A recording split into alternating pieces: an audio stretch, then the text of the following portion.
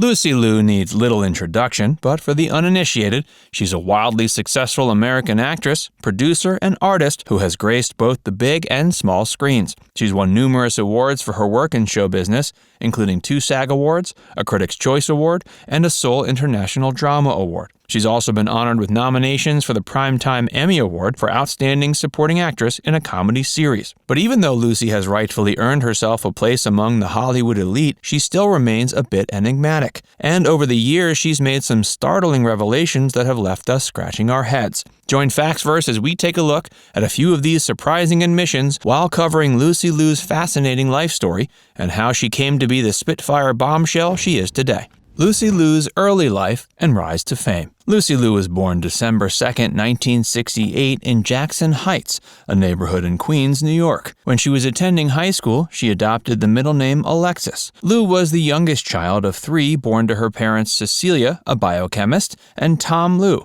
a civil engineer and seller of digital clock pens. Liu's parents hailed from Beijing and Shanghai, China, respectively, and immigrated to Taiwan before meeting in New York City. Liu has one older brother named John, as well as an older sister named Jenny. While she and her siblings were growing up, her parents worked many different jobs to give them the best life they could. Liu grew up in a fairly diverse neighborhood. At the age of 5, she learned to speak English, although the language she spoke at home was Mandarin. One of her hobbies as a child was studying martial arts. After graduating from Stuyvesant High School, Liu enrolled at New York University before transferring to University of Michigan, where she earned her bachelor's degree in Asian languages and cultures. While attending Michigan, she also managed to receive some training in dance, theater, voice, and the fine arts. During her senior year, she auditioned for a minor role in a production of Alice in Wonderland, but was instead given the lead role. After a dose of encouragement from that experience, she decided to immerse herself in the world of professional acting.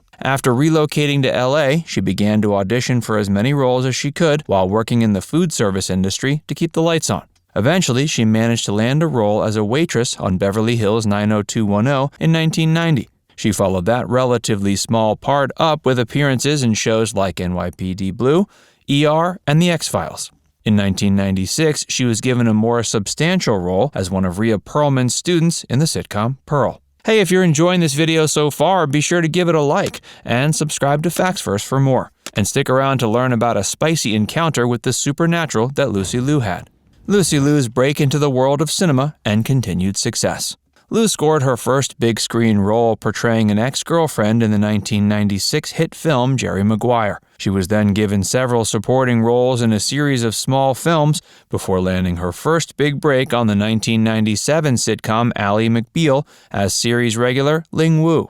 That role was the boost that Liu needed in her career, and she was subsequently cast as a dominatrix in the Mel Gibson action film Payback, which hit theaters in 1999. That same year, she played a hitchhiker in the boxing flick Play It to the Bone. The next year, she starred in more substantial roles in films like Shanghai Noon and most notably Charlie's Angels, where she played 1/3 of the titular crime-fighting trio.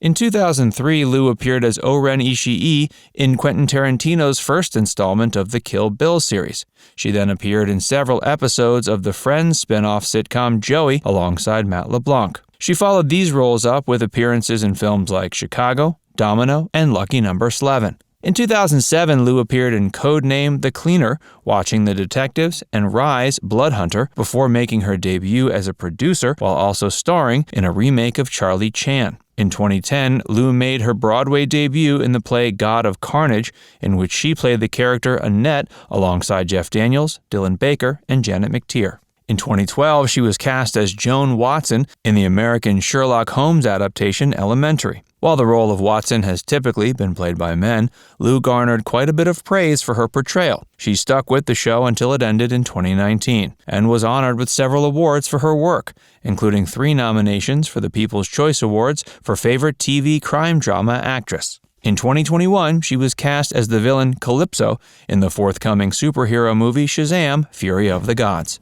Lucy Liu's startling supernatural admission. In 1999, while promoting Charlie's Angels, Liu revealed to Us Weekly she once had an experience while trying to take a nap on a futon where some kind of spirit entity came down and made love to her. She described the experience as being sheer bliss and added that she felt everything. After reaching climax, Liu stated the ghostly emanation simply floated away. But as outlandish, unbelievable, and provocative as it might sound, Liu isn't the only celeb who claims to have had intimate relations with a ghost. The bizarre phenomenon was even normalized in the film Ghost, where in one scene Demi Moore and Patrick Swayze hook up in her dreams after Swayze's death. These sort of spooky encounters actually even have their own scientific name, spectrophilia, and have been documented for centuries. Anna Nicole Smith likewise told a magazine a ghost would sometimes crawl up her leg and have sex with her. She even revealed these encounters would happen every night. Dan Aykroyd once told Esquire he used to snuggle up with a male ghost, and pop star Kesha claimed her hit song Supernatural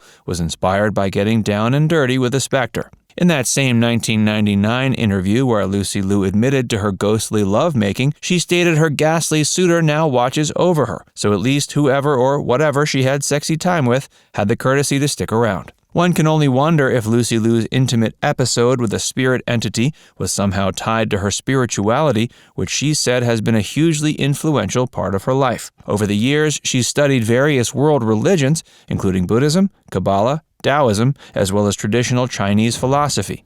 Lucy Liu has always felt like a black sheep in Hollywood. Even though she's a massive star with quite the success story, Liu has recently opened up in interviews about the trouble she faced early in her career due to racism in Hollywood. Talking about her experience with Charlie's Angels and her struggle to find work in show business up to that point, Liu says she faced a lot of difficulties trying to score auditions, whereas her white counterparts seemed to have no trouble with that. Whenever she would get an audition, she'd often find herself in a room full of people that looked nothing like her. After becoming somewhat of a black sheep in Tinseltown, she realized she really had nothing to lose because even when she landed an audition, a woman of her race wasn't necessarily what producers and agents were looking for. So instead of being discouraged by this reality, she leaned into it and gave her auditions everything she had, knowing she had nothing to lose. After landing that career-defining role in Charlie's Angels, Liu finally found herself on the map. But when the film was still in pre-production and casting choices were still being made, another actress considered for the role, named Thandiwe Newton, who's Zimbabwean, pulled out due to what she described as the racist and objectifying vision